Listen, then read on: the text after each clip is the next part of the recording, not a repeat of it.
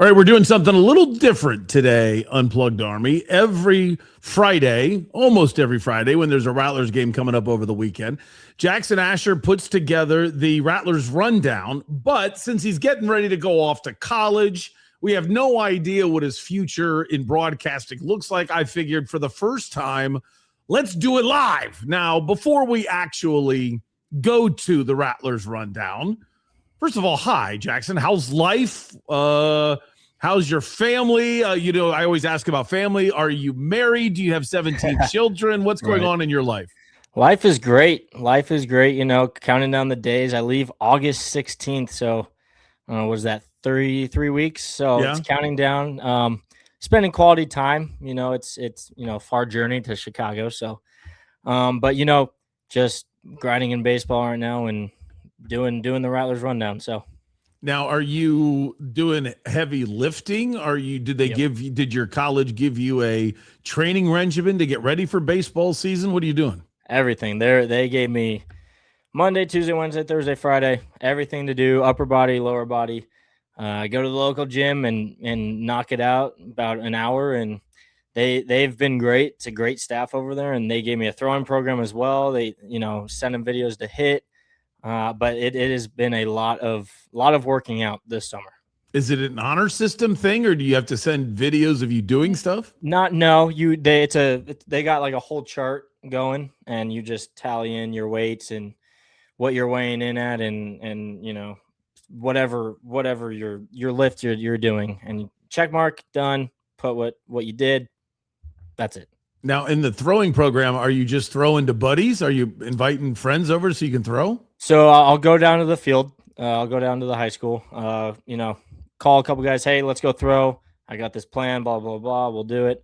With my dad in the green belt right here, you can't catch. But it somebody to throw to, and it gets the job done. So it's been a lot of throwing as well. So you can't throw a baseball in your green area. No, I cannot. It's not far enough. Oh, you gotta for the shoulder, you gotta stretch it out a little bit. Yeah. Well, I mean, a little, but I didn't realize 240. There's nothing like there's no. Like, I was worried you were saying there's like a rule, like the cops are going to chase you meddling kids off of the green area or something. No. Okay. But it we do stretch it out quite a bit. Some days we'll long toss about 2 times a week. Okay. So just getting the arm back in shape. Now, when you're like out and about in the great city of Phoenix, have you ever been stopped like at a restaurant, fast food? Has somebody ever recognized your voice and say, "Hey, aren't you Jackson from Rattlers Rundown?" I have not gotten that yet. I have not gotten that yet. But I do tell people, "Hey, Rattlers Rundown, go check it out every Friday. Doug Franz Unplugged. It's great. Go check it out." Now, one thing I have never asked you all these years, how did this start? When do you remember your first Rattlers game? How did you get into this? Because I remember you being, I don't even remember, 7-8-year-old boy having the IFL or arena football standings on a chart and things like that. Yep. So, I mean, Mom, cheered for the Rattlers back in the 90s, early 2000s. And we just grew up around it. My mom took me to my first game probably when I was 4, I would say, maybe 5. And Kevin Guy, and we would go to the after parties all the time and get to know Kevin, and me and Cody became pretty good friends, coach's son. And it just kind of built it into this. Okay, when it was the arena football days, they had those big nets. The big nets, you could kick it off, play it off the nets, and I thought that was so cool. And plus, the Rattlers scored like 80 points every time I went to the game. Cardinals are getting 6 and kicking field goals, and I'm going like these guys suck. But when going to Rattlers games, it was just like wow. And then you have all the pre-games with Fang, and when Fang was doing it, and the pyrotechnics, the big cannon that goes off when they score a touchdown. It was just like mind blowing to see this. And then obviously getting to know personnel and players and all that. It kind of just spiraled into being a fanatic of the Rattlers, and then ultimately knowing a lot about the indoor football league. Just came to this spot. And when you offered me to do this segment, I was like, oh heck yeah, like I know what I'm doing. And so, but yes, I would say, I don't know, just from being raised around it, mom cheering, and then, like I said, being around players and coaches since I was 6 years old. And it's just it's been the same thing every year, Rattler season, every Sunday or every weekend in the summer, pretty much. So when the Major League Baseball career is over, of course, never give up the dream until you have to. Never. What's next? Like, what do you want to do? Are you talk show host? Are you reporter? Are you more TV anchor? Or what do you want to do? I want to be on TV, play-by-play. Maybe try to get to the big organizations, Fox, ESPN, one of those, doing Sunday night football, doing Sunday night baseball, doing baseball games, college baseball games. I would like to do baseball and football. I think those would be my two to focus on. But I also thought about coaching. Like I was getting into the thing of, hey, what if I coach either collegiate baseball or maybe Major League Baseball, get into that, standing. Mm-hmm. Where does that take me if, hey, I'm a coach and say I'm successful? Is that easier to get into broadcasting? Say I graduate with, doing sports broadcasting, communications or whatever. Then I go and coach, but then, hey, I went to college to be a broadcaster.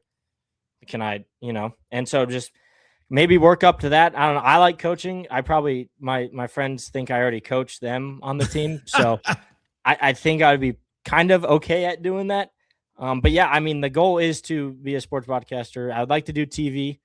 And like I said, get to those top notches, but also I think about coaching. So don't limit yourself at all. Number one, if you kind of go on a play-by-play path, in all seriousness, and I wish I would have known this when I was your age and I didn't, I would literally, I think you should just look at a map of all minor league teams and then look up, this is going to sound rude, how old is the dude doing play-by-play now? Right. Or what's the history of their play-by-play? If they're turning guys over once every 2 or 3 years because it's kind of a hotbed of play-by-play guys, just decide to up and move. Take your degree, move to that city and say, hey, I'm willing to sell popcorn.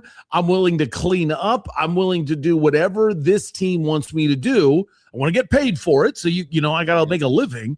But in the meantime, give me a segment.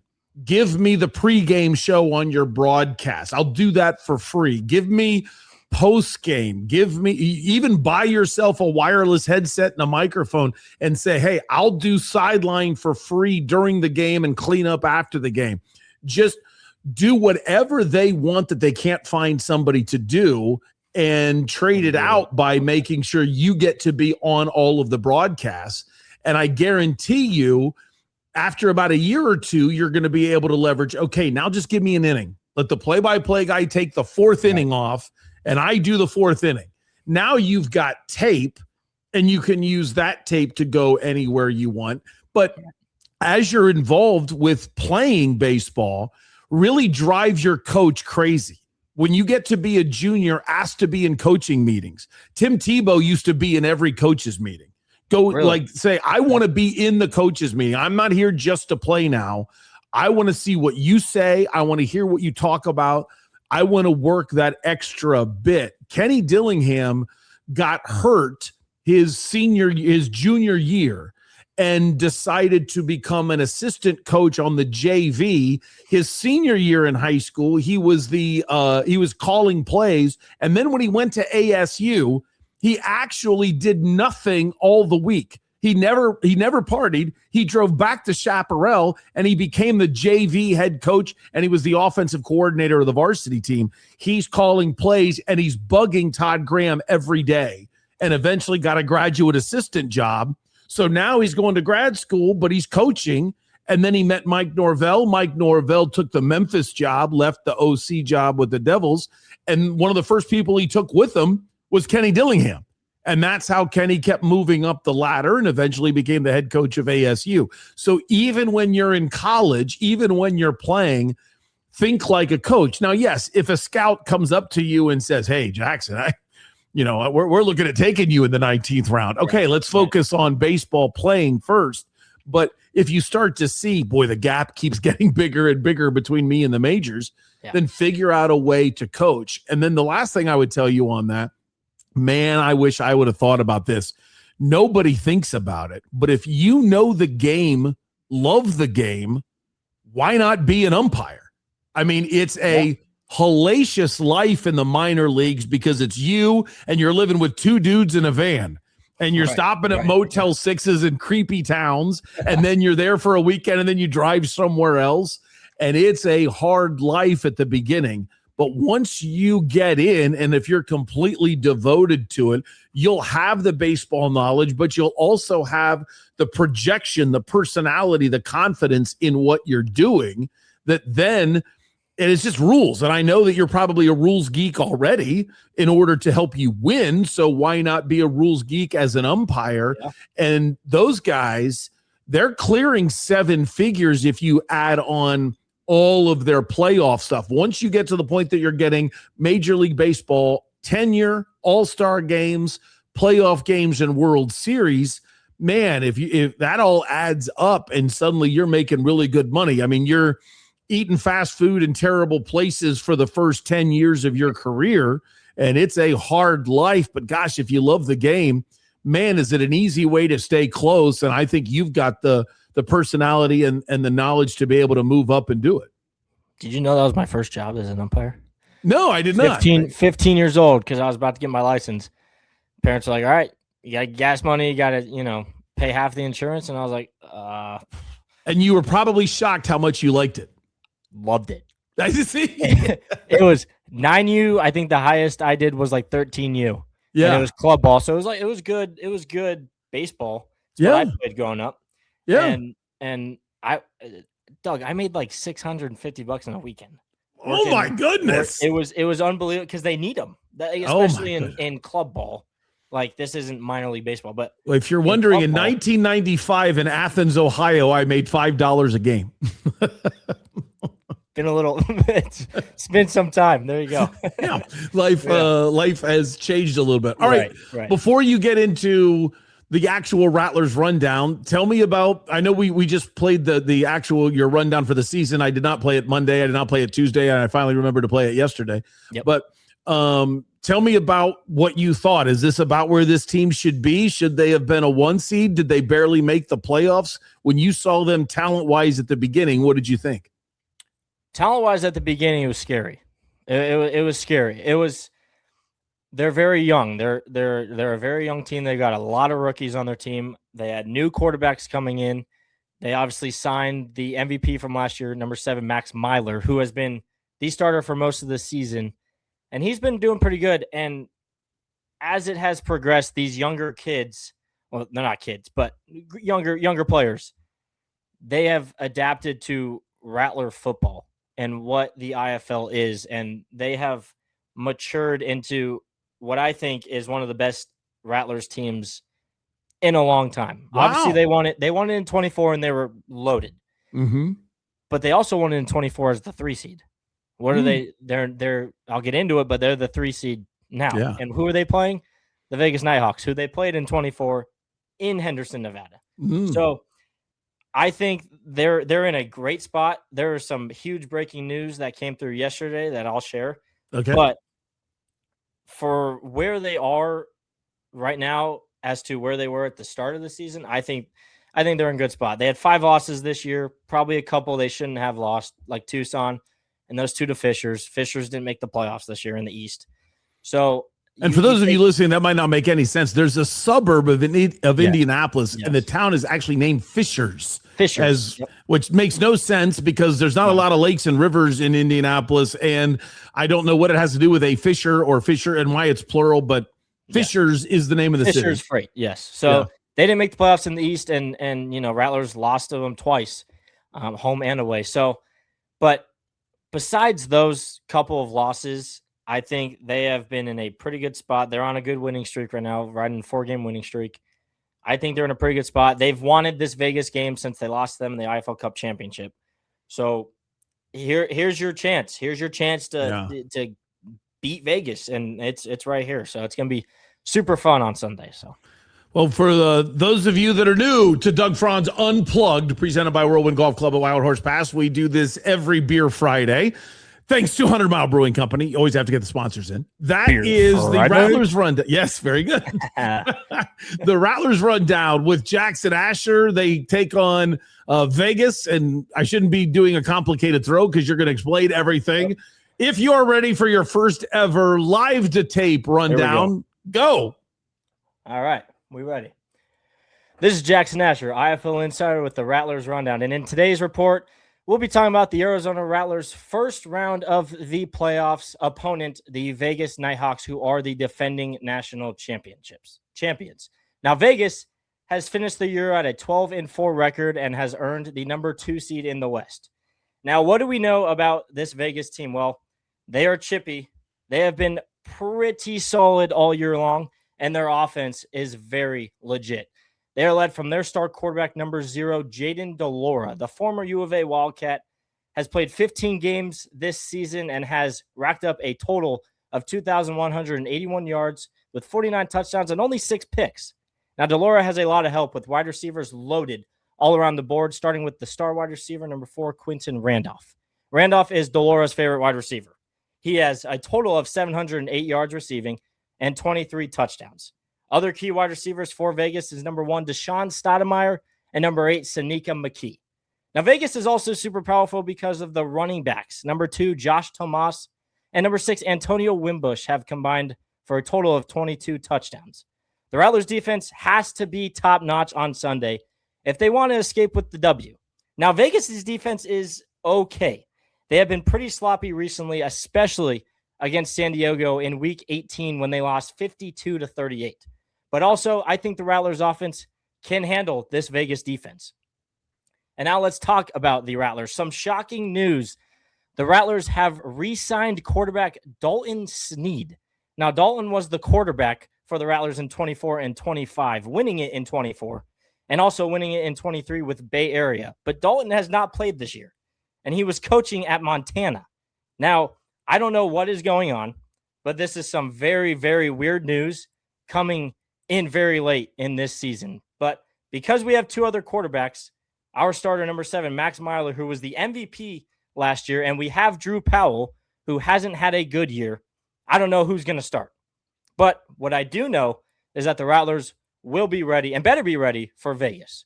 The betting lines show that the Nighthawks are 2.5-point favorites over Arizona. This Sunday at 2:30 p.m. in Henderson, Nevada, the Rattlers' quest for their 8th championship begins as they face off against a team that beat them twice this year. They're 0-2 against Vegas. So catch the Rattlers versus Nighthawks on Yahoo Sports Network and on Amazon Prime. This is the Rattlers Rundown with Jackson Asher on Doug Franz Unplugged, sponsored by Whirlwind Golf Club at Wild Horse Pass. Let's go. Okay. Point blank, are you fired up? I mean, when you do I'm fired up. Halfway through, I was like, "Oh, I'm good. I'm good. Here we go." Whenever you do a one-take wonder, you always get fired up. You'll never know how much that means to cameramen and producers, because I have seen so many TV dudes say, "Take 2, take 3," and the camera guy like starts losing his mind. He starts going nuts. Okay, the things that you absolutely crushed. If I am a passive fan, this might be the first game that I'm ever watching as like a bandwagon Rattlers fan. Right. So the amount of attention you paid to Vegas is really good. You gave them the jersey numbers. Hey, look for this guy, look for this guy. Nothing wrong with the giving the score was really good when you said 52-38. If you don't think there's a storyline in the score, it's okay to say they won by 2 touchdowns. But there's a shock factor to saying 52 points. So I like that you gave the score because like, wow, okay, they got to 50. And then a real challenge is the Dalton Sneed news. You have to decide before you do a report, is it breaking news? Is it interesting, surprising? You know, how would you clarify it? And here's why that matters. If it's breaking news, you piss off the viewer/listener that you waited till 3/4 of the way into the report before you brought it up. Because then they're going, well, wait, if this is that important, why didn't you make it important? So then start the report. Here, Jackson Asher, this is your Rattlers Rundown. The shocking news is the Arizona Rattlers has signed their former quarterback, Dalton Snead, even though and then go right into it. Bam, that's an attention getter. But don't lie to people. If you don't think it's breaking news and you just more qualify it as this is really strange, don't change anything you did. Everything was perfect. And then when you get to the Rattlers, say, now a strange piece of news came out earlier today that the Rattlers, and then so it's still a vital part of the story, but you decide how important it is. And if it's important, make it huge. And if it's not important or it's just interesting, well, then make it interesting at some point. And then the one little critique was when you said, I know they'll be ready. Well, as a reporter, you don't know that. You don't know. they might fall on their face.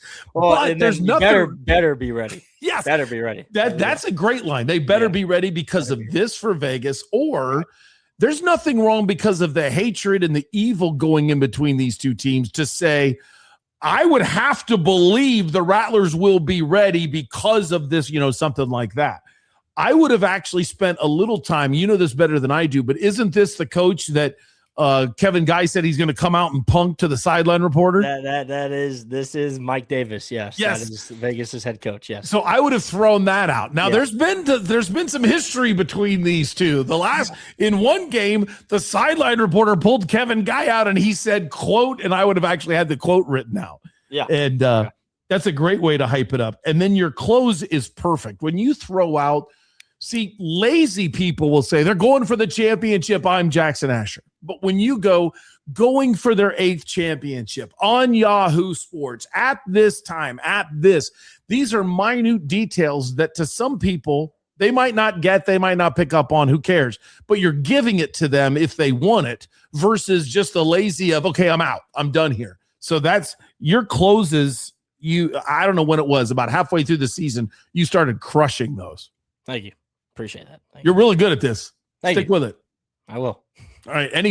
Any weird questions, or you know what? All this time, this should be your opening moment. All the times you've listened to Doug Franz Unplugged, presented by Whirlwind Golf Club at Wild Horse Pass, do you have any critiques for me? I always rip you all the time.